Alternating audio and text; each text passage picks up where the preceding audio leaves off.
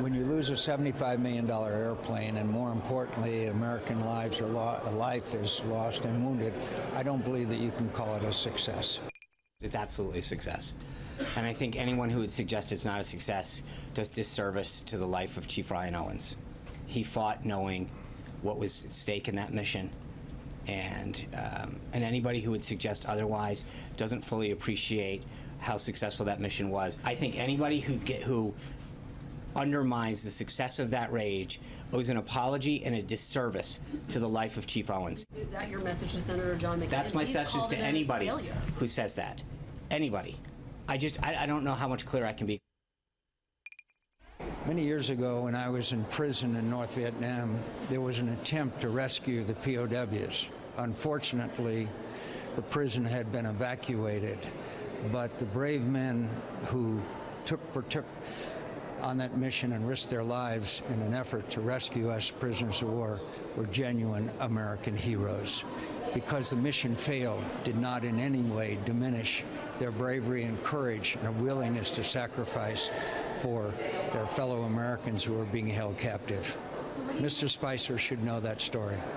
Senator John McCain with a message for Sean Spicer, the White House press secretary, yesterday. And this morning, President Trump is tweeting about John McCain, writing, quote, "Senator McCain should not be talking about the success or failure of a mission to the media. Only emboldens the enemy." He goes on, "He's been losing so long, he doesn't know how to win anymore. Just look at the mess our country is in, bogged down in conflict all over the place." And it looks like the president still has more to come on this one. Joe, what to make of that? John McCain has been losing so much. Well, you know, it's day trading, political day trading of the worst sorts. I mean, we could sit here and be shocked about him insulting John McCain. He did that 15 months ago. So we should be past that now and understand that he's done that and mark that down in the book. But I was just writing a list of people, and maybe he's doing this to distract, as Mark Halperin has suggested, from what actually Judge Gorsuch said to Blumenthal, Senator Blumenthal. But again, this is just a numbers game. If you're Donald Trump and you like winning because he's talking about John McCain losing, let me tell you how you lose. You have a 4-vote majority in the United States Senate, which can stop anything you want to do. And with these renewed attacks on John McCain, you now lose John McCain and Lindsey Graham on any close call. So it's a 50-50 split. Then you've got Rubio, who he insults weekly, Cruz, who he's insulted, Ben Sass, who's independent, Jeff Flake, who's independent, Susan Collins, who's independent. He's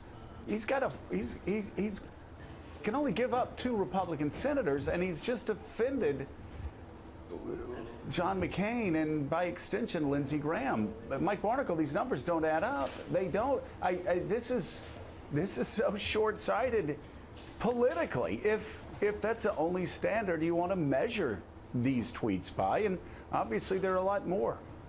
Well, Joe, I mean, the real question is, he's president of the United States. When is he going to start acting like the president of the United States? I think that's the issue. Well, and yeah. Willie, this morning, he's attacked a Democratic senator, a talk show host, and a Republican senator.